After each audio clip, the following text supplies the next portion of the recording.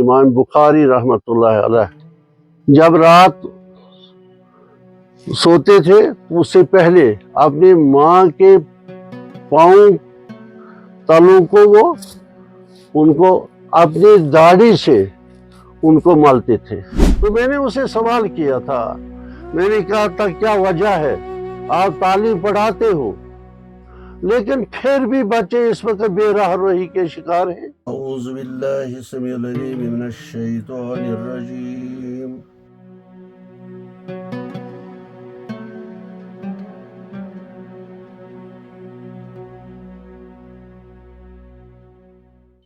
صوفی حکمت کی روشنی میں والدین اور اولاد کا رشتہ ایک مقدس رشتہ ہے۔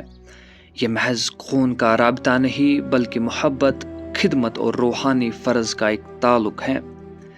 بزرگ صوفیاء کرام ہمیں سکھاتے ہیں کہ والدین کی عزت کرنا خدا کی قربت کا راستہ ہے، جو دل کی طرف سے سچائی اور شکر گزاری کی طرف ایک اہم سفر ہے۔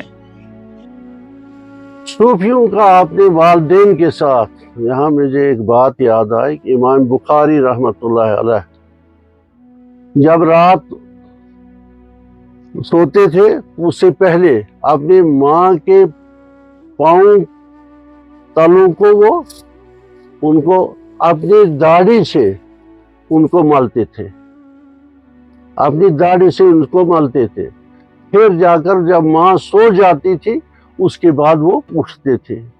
صوفیوں کا یہی طریقہ اپنے والدین کے ساتھ ہوتا ہے، لیکن وہ صوفیوں کا جن صوفیوں کو والدین نے بنایا ہو، بڑی ذمہ داری جو ہے وہ والدین پر ہے سب سے پہلے۔ اولاد کی سب سے اہم ذمہ داریوں میں سے ایک ادب ہے۔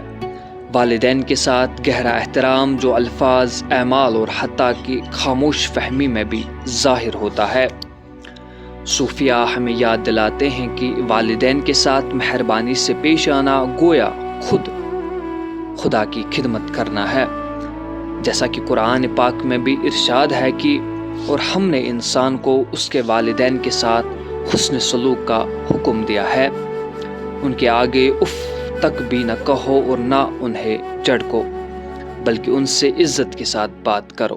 تخلف المیعاد فاستجاب لهم ربهم انی لا اضیع۔ وہی لوگ آخر کار صوفی کہلاتے ہیں، یعنی ان کے اخلاق میں، کردار میں، ان کے اٹھنے بیٹھنے میں کسی کی قسم کی کوئی کوتاہی نہیں ہوتی ہے، معاشرے کے لیے کوئی ضرر نہیں ہوتا ہے، وہ ہر ایک کے لیے ہمدرد ہوتے، شفیق ہوتے ہیں۔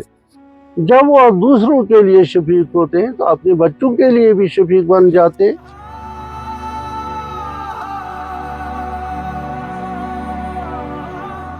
والدین کی خدمت محض ایک فرض نہیں، یہ ایک عبادت کی شکل ہے۔ رومی اور غزالی جیسے صوفی بزرگ سکھاتے ہیں کہ سچی عبادت عمل سے، نرم گفتاری سے اور بغیر کسی شکایت کے ان کے بوجھ ہلکا کرنے سے ظاہر ہوتی ہے۔ یہ خدمت ہی ہے جو دل کو صاف کرتی ہے اور روح کو پاکیزہ بناتی ہے۔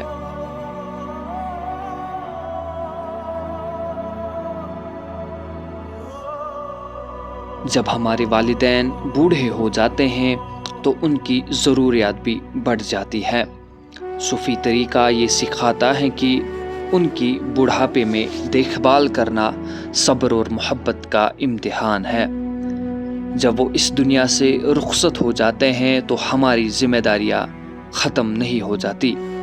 ان کے نام پر دعائیں، خیرات اور نیک اعمال ان کی عزت کو اس زندگی کے بعد بھی جاری رکھتے ہیں۔ تو آئے ہم انہیں عزیز رکھیں، ان کی خدمت کریں اور اپنی دعاؤں میں انہیں یاد رکھیں، کیونکہ ان کی رضا میں ہی خدا کی رحمت پوشیدہ ہے۔ اس لیے والدین پر سب سے پہلے فرض ہے کہ والدین اپنے بچوں کو کھلا چھوڑ دیتے ہیں۔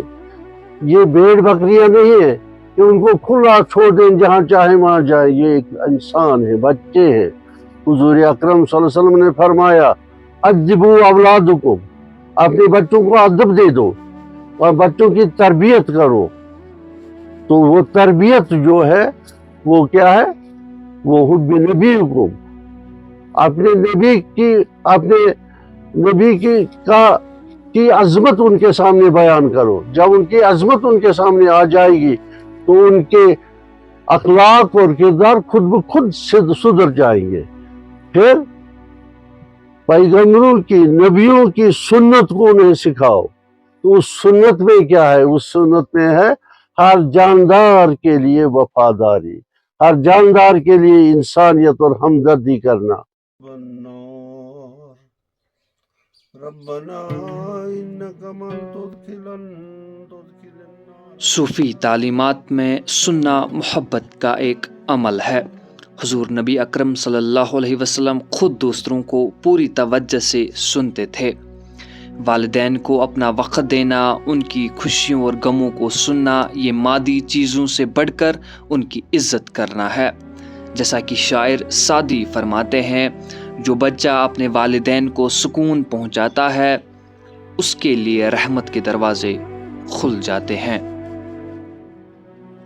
اسی لیے کتابوں میں بھی آیا ہے کہ والدین کی خدمت بھی ایک عظیم جہاد ہے.